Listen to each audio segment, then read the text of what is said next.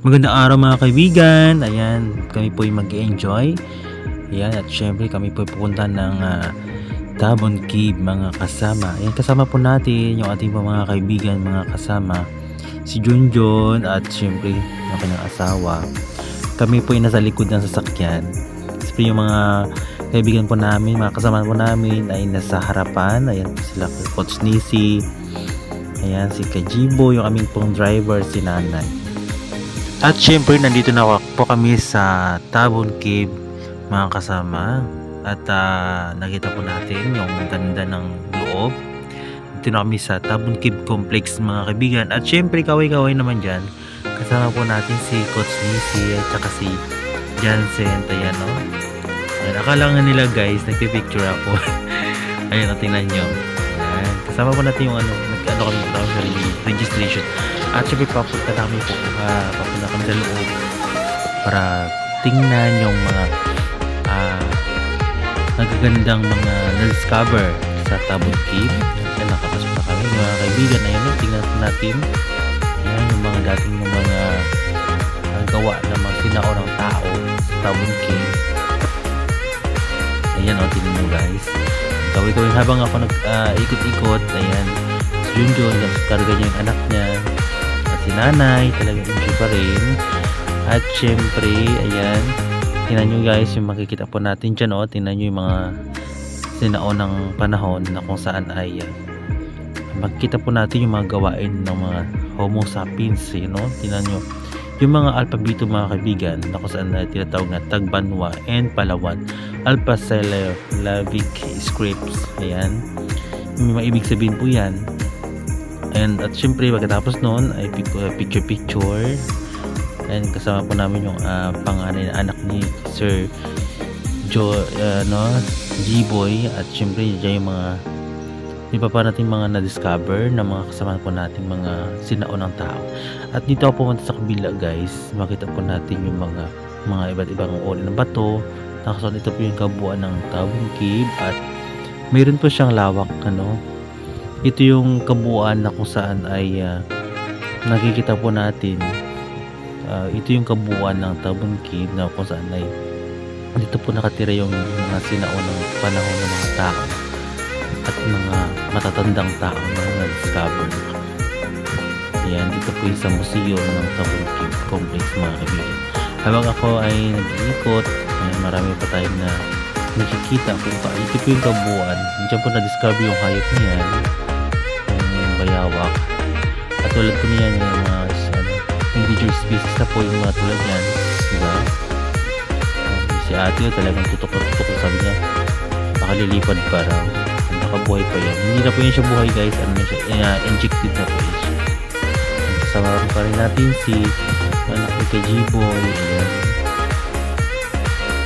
Yan yung mga Tabon Cave o tinatawag na Tabon birds mga kaibigan. Tabon bird, ba't sila tinawag ng Tabon bird? Kasi pag nangitlog sila guys, sa ilalim po ng lupa mismo nagkakaskas sila bago sila mag-itlog. Yan yung mga halaman na ma-discover doon sa loob. Mamaya guys, papunta pa tayo ng loob niyan. Mag-hiking tayo sa Tabon Cave mga kasama. At syempre tuloy-tuloy pa rin tayo sa ating pong pag-iikot-ikot at makikita po natin magandang tanawin, no? At magandang mga elemento tulad ng bato na yun mga kaibigan. Yan po yung mga iba't ibang klase ng mga bato na discover doon sa Tabon Cave na kung saan dito sa museum na po na dinala. Ayan, ayan ako guys, o tinan nyo yan, Lomanul.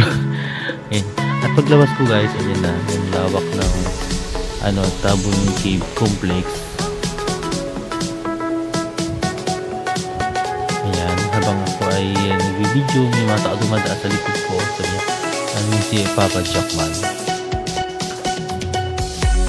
Ayan guys, nandito sila sa kabila. Iniwanan nila ako, ang bilis nila. Kaya hinabol ko sila guys, kasi baka maiwan ako sa toll. Ang dami masasakyan, ang daming pupunta guys pag ganito panahon, summer. Yan talagang pag summer kasama ko na rin. Yes, nandito na po kami ngayon sa Tabon Cave mga kaibigan.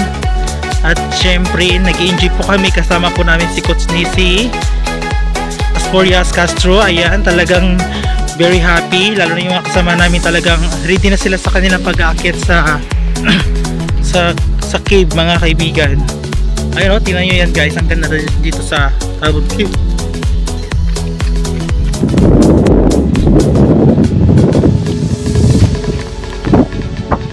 Ayun, nandito naman kami mga kaibigan, talagang napakasaya dito sa lugar. Maganda. At syempre, ayan, yung mga kasamahan po namin mga kaibigan, mga kasamahan po mag-enjoy, lalo na summer, di ba? Ito yung summer time namin. Ayan, tingnan nyo nasisipag. Yung mga kasama po namin guys, nasa uli pa, hindi pa sila nakarating. Kaya kami yung unang magto-tour.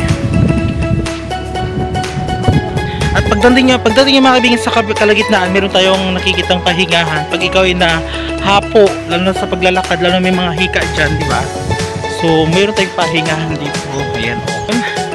Dahil doon, tuloy-tuloy pa rin yung aming paglalakad dito pa rin sa boardwalk. Wow. Ayan, parang feeling ko nasa Coron ako ngayon. Dahil naglalakad pa rin kami. At natatanaw pa rin natin yung napakagandang isla. Ayan po yung isla ng Sidanao. Ayan o, tinan nyo o. Yan. Diba?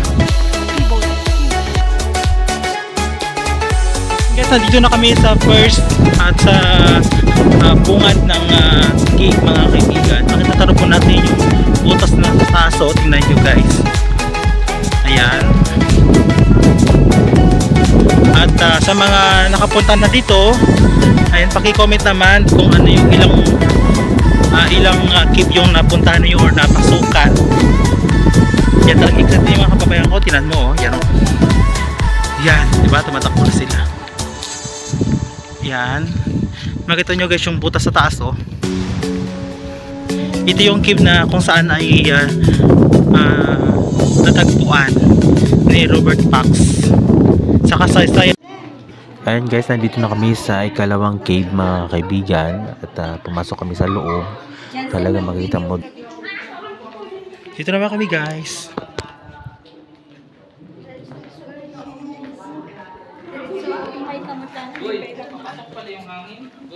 Ay, putik. Putik pa. Mapanghi guys. Pero kaya lang. Pag sabi stalak, ibig sabihin C, sa ceiling, stalag, isa G, ground. Stalak. Underground river. Apo, yun po. Stalak. So, ang dulo nun ay C, ceiling. Stalag, sabihin G ang dulo nun, ground naman po. Trivia. Pag nalito po kayo, apo, stalactite, stalagmite naman po. Guys, nandito na kami sa pinakamalaking butas na kung saan ang magkasyang bahay na sa 10. Ayun o, tinangan mga tao maliliit lang. May kasabay kaming foreigner. Hello!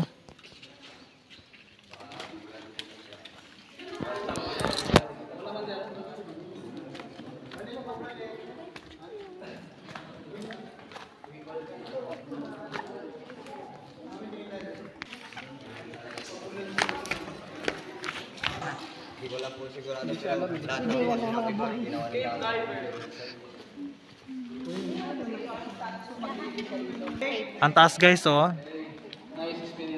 Wow. Dito po yan sa Tabon Cave, sa bayan ng Quezon, Palawan.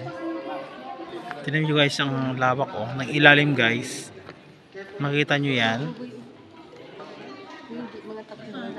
Ayan, yung aming tour guide. Ayan, tingnan mo oh. Yung makasama namin guys. Nandito na kami sa taas, yung iba nasa baba pa. Doon yung pintuan papunta dito. Pagdating mo dito, dito naman yung pataas. Pagtingin mo doon sa taas guys, ayan oh. Kita mo na yung liwanag ng taas. Ayan.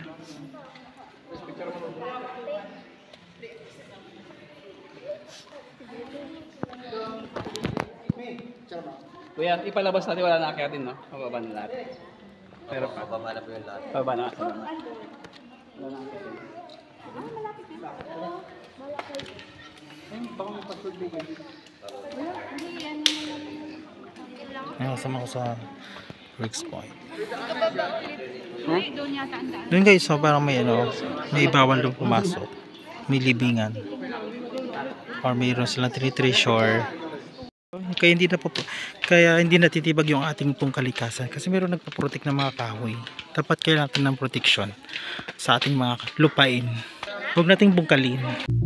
At ito guys yung National Museum Tabon Cave Complex na nakikita sa mapa at syempre nasa kami po ay nasa loob niyan sa loob ng cave complex mga kaibigan sa Tabon Cave Complex. Ayan kami po nagpicture at syempre si Coach Nisi, si Papa Jack.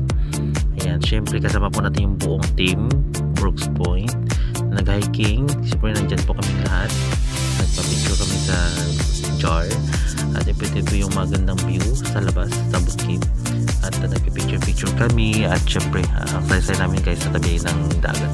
Kasama rin natin yung anak kay G-Boy, ayan si Mark G-Boy, ayan at syempre kasama pa natin si Jansen. Ayan nagpicture po tayo sa mga saan natuklasan yung mga kayamanan na bigas si kay G-Boy at saka yung kanyang pangalan-alam. Picture sa pababa ng area. Ayan po sa loob ng ng cave. Talaga picture po tayo. Ayan talaga ang dami pong mga dinagdadaanan tayo mga papunta palabas no. Ayan po yung buong team. Ayan survive. Kasama po natin yung ating tour si Sir Gary. Ayan thank you po at napaka the best na magaling na tour guide natin. Ayan po yung kasama ko si Coach Niti, si Nanay, si Astorias. Ayan, picture bago ang lahat. Siyempre, napakaganda ng view. At maraming salamat po sa lahat naman nanood at nag-enjoy.